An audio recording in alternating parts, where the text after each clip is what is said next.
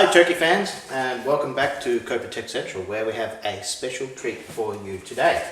Not only do we have our new lounge format, but we have a new computer in town. Now this is a Dell Precision 5520 laptop. Let me just get my notes there. I'll try and get it out. So it's a mobile workstation laptop. Yeah, you might have to tip it upside down.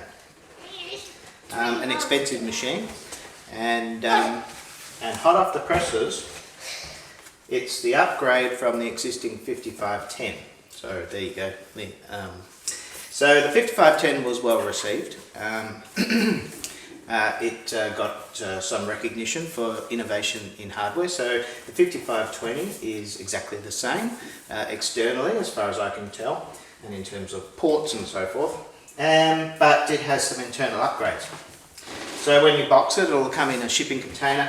Inside the shipping container is this nice iPhone style black box, and inside that you'll find your workstation.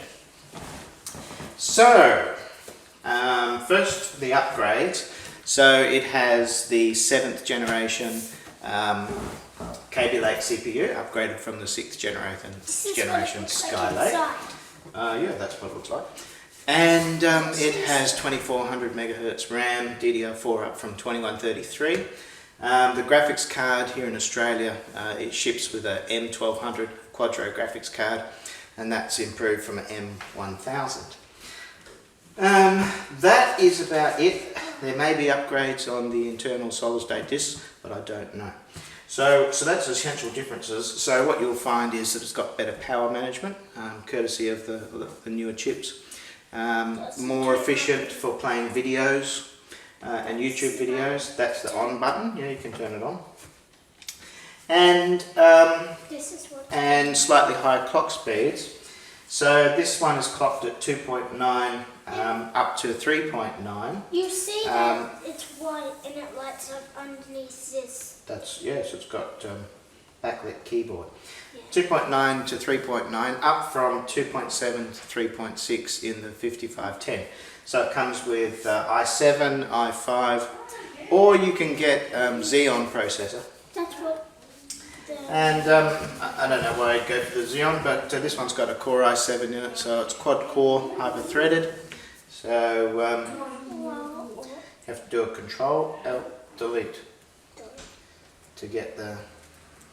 Yeah, tricky, you've got to do them all at the same time. Yeah. Alright, so this machine... It's really cool. Let's have a look at the ports. So when it folds back, you can see that the hinge comes down over the back. So there's no ports on the back. On this side you've got your memory card reader, there's a USB 3 port, this is your battery indicator, and there's a locking port for when you're at your conferences. On this side we have headphone jack. This is the Thunderbolt port, Thunderbolt 3, HDMI, and another USB 3 port, and that's your power input there.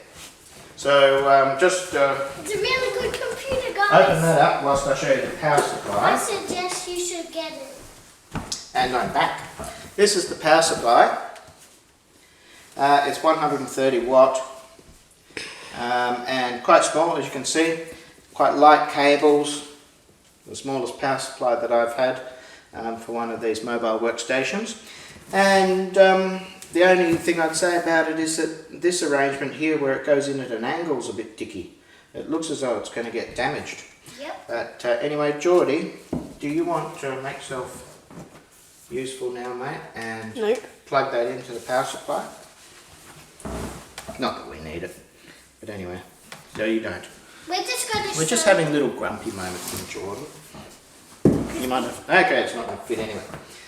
Now, moving right along.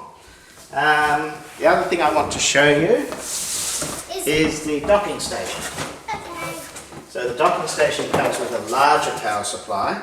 That's 180 watt, whereas the normal one is 130 watt. And this is the docking station, quite small. So it goes straight into the Thunderbolt port. Now with some of these machines you require 2 power supplies when you're on the docking station, and it depends on the consumption of the machine. So you'd have to plug this into the power, and then you'd have to plug the laptop into the power as well. So the 7710, for example, suffers from that problem. This machine doesn't. So once you put it onto the docking station, you only need to power the docking station, and then the computer is powered by the Thunderbolt cable. So it's got headphone jack, 2 USB 3, I think one of them's powered. It's got a lock there again. On this side there's nothing. And on the back you've got HDMI, DisplayPort, mini DisplayPort, VGA, Ethernet cable. There's 2 USB 2 ports there, another USB 3 port, and this is sound out, so you can plug in your speakers. And there's the power supply. So that's the docking station. It also comes with this. I don't know why. It goes into the Thunderbolt port, and it's a Ethernet port. So for reasons unknown, it comes with that. Don't know why I'd use it, because you just use wireless these days. Okay, so this machine is optioned up with 32 gigabytes of RAM, which is the maximum. It's got a Core i7 quad-core CPU. It's got the M1200 Quadro graphics card with 4 gigabytes of RAM. That's kind of equivalent to a GeForce 750 Ti. It's got a 512 gigabyte solid state M.2 hard disk, well I should say solid state disk, and it's got a 2 terabyte spinning hard disk in it as well, so there's 2 drives. Now in terms of price, I don't know what these things cost. Retail, in Australia you can't go and configure one of these machines on the website. You have to ring up Dell, and I think they're going to charge you like a wounded bull. You can do it on the American website, I noticed that, but this was bought through corporate, so it was bought at a corporate price, and I think altogether it came in at somewhere between $3,000 and $4,000 Australian for the whole package. Now, so it's light, it's small. The thing about this machine, and the reason that it won some awards, is because it's kind of got a 14-inch size in a 15-inch package. So this is a 15.6-inch display, but it's an infinity edge display. So it goes almost right out to the edge. There's only about 5 or 4 millimeters of bezel there, and so that makes the whole laptop smaller. And it's quite a neat looking package. It's very light. It's 1.8 kilograms or less. The keyboard is one of these, fairly dicky things. It's not bad, but of course it's not great, and I always use external keyboard. It doesn't have a numeric keypad. It's got a nice big trackpad, but God, they're awful things. I don't like using them. So what else can we say about it, do you reckon? Just kind of looks nice. Sound is good. Actually, you can feel the thing vibrating when you're playing something. Carbon fibre on the top here, so they say. Just looks like plastic, but apparently it's carbon fibre. And so there you go, nice looking machine, really sexy beast. I'm very happy with it. You can see that the vent is here, so once you get this machine pumping, the hot air spews out over the screen. So we've run, we only just got it, but we've run a few tests. So I compared it against a Dell Precision, here you hold it, continue to display, a Dell Precision 4800 mobile workstation, and I compared it against a Dell Precision 7710, which is like the 5510, but it's a 17-inch screen. So, and of course the 4800 is the older one. So, I mean, the 4800 is twice as big and uses twice as much power and whatnot. So, doing something that takes up a lot of multi-threaded performance and also tests out single-threaded performance. So this is a complete rebuild of the project that I'm working on at the moment. So on this machine it took 7 minutes and 13 seconds to do that complete rebuild.